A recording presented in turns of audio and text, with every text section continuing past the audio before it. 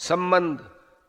19वें श्लोक में भगवान ने ये बात कही कि आत्मा न तो किसी को मारता है न किसी के द्वारा मारा जाता है। उसके द्वारा 20वें श्लोक में उसे विकार रहित बतलाकर इस प्रकार का प्रतिपादन किया है कि वह क्यों नहीं मारा जाता। अब अगले श्लोक में ये बताते हैं कि वह किसी को मारता क्यों नहीं है। वेदा विनाशिनम नित्यम य एनमजम अव्ययम कथम स पुरुष पार्थ किंघातैते हंतिकम्। हे पृथापुत्र, जो पुरुष इस आत्मा को नाश रहित, नित्य, अजन्मा और अव्यय जानता है, वह पुरुष कैसे किसको मरवाता है और कैसे किसको मारता है। प्रश्न। इस श्लोक में भगवान के कथन का क्या अभिप्राय है। उत्तर। इसमें भगवान ने ये दिखलाया है कि जो पुरुष आत्मा को यथार्थ जान लेता है, जिसने इस तत्व का भलीभांति अनुभव कर लिया है कि आत्मा अजन्मा, अविनाशी, अव्यय और नित्य है, वह कैसे किसको मारता है और कैसे किसको मरवाता है।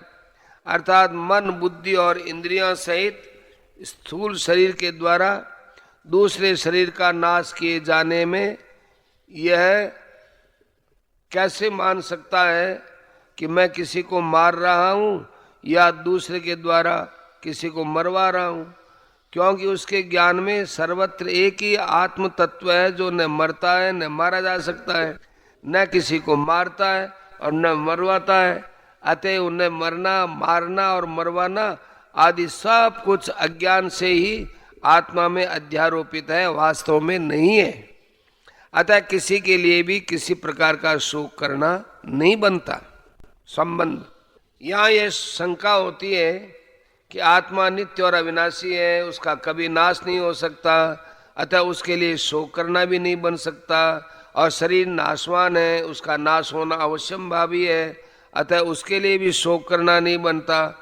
ये सर्वथा ठीक है, किंतु आत्मा को जो एक शरीर से संबंध छूटकर दूसरे शरीर से संबंध होता है, उसमें उससे अत्यंत कष्ट होता है, अतः उसके लिए शोक करना कैसे अनुचित है। इस पर कहते हैं, वासांसि जीर्णानि यथा विहाय नवानि गृह्णाति नरोपराणि तथा शरीराणि विहाय जीर्णान्यन्यानि संयाति नवानि देहि। जैसे मनुष्य पुराने वस्त्रों को त्याग कर दूसरे नए वस्त्रों को ग्रहण करता है, वैसे ही जीवात्मा पुराने शरीरों को त्याग कर दूसरे नए शरीरों को प्राप्त होता है। प्रश्न। पुराने वस्त्रों के त्याग और नवीन वस्त्र के धारण करने में मनुष्य को सुख होता है, किंतु पुराने शरीर के त्याग और नए शरीर के ग्रहण में तो क्लेश होता है। अतएव इस उदाहरण की सार्थकता यहाँ कैसे मानी जा सकती है। उत्तर। पुराने शरीर के त्याग और नए शरीर के ग्रहण में अज्ञानी को ही दुख होता है, विवेकी आदमी को नहीं होता। माता बालक के पुराने गंदे कपड़े उतारती है और नए पहनाती है, तब वह रोता है, परंतु माता उसके रोने की परवाह न करके उसके हित के लिए कपड़े बदल देती है। इसी प्रकार भगवान जीव के हितार्थ रोने की कुछ भी परवाह न करके उसके देह को बदल देते हैं। अतएव यह उदाहरण उचित ही है। प्रश्न। भगवान ने आज शरीर के साथ जीर्णानि पद का प्रयोग किया है, परंतु ये तो कोई नियम नहीं है कि वृद्ध होने पर अर्थात शरीर पुराना होने पर ही मनुष्य की मृत्यु हो। नई उम्र के जवान और बच्चे भी मरते देखे जाते हैं, इसलिए यह उदाहरण युक्ति युक्त नहीं जचता। उत्तर। यहाँ जीर्णानि पद से 80 या 100 वर्ष के आयु से तात्पर्य नहीं है।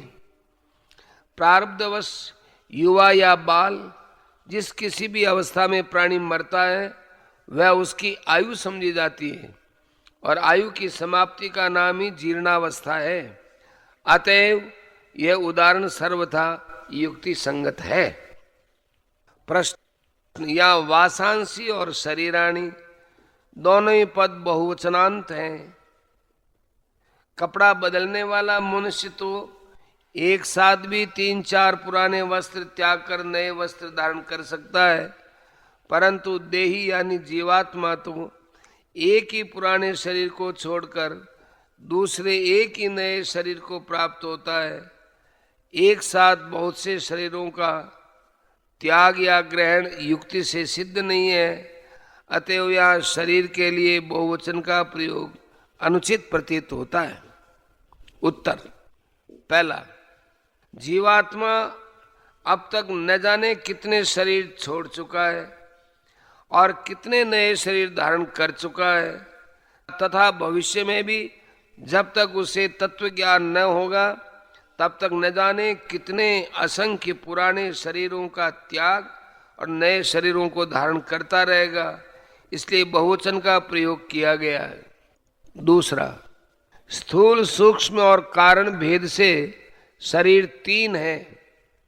जब जीवात्मा इस शरीर को छोड़कर दूसरे शरीर में जाता है तब ये तीनों ही शरीर बदल जाते हैं। मनुष्य जैसा कर्म करता है उसके अनुसार ही उसका स्वभाव माने प्रकृति बदलता जाता है। सत, रज, तम तीनों गुणमयी व्यष्टि प्रकृति ही यहाँ कारण शरीर है। इसी को स्वभाव कहते हैं। प्राय स्वभाव के अनुसार ही अंतकाल में संकल्प होता है और संकल्प के अनुसार ही सूक्ष्म शरीर बन जाता है। कारण और सूक्ष्म शरीर के सहित ही यह जीवात्मा इस शरीर से निकलकर सूक्ष्म के अनुरूप स्थूल शरीर को प्राप्त होता है।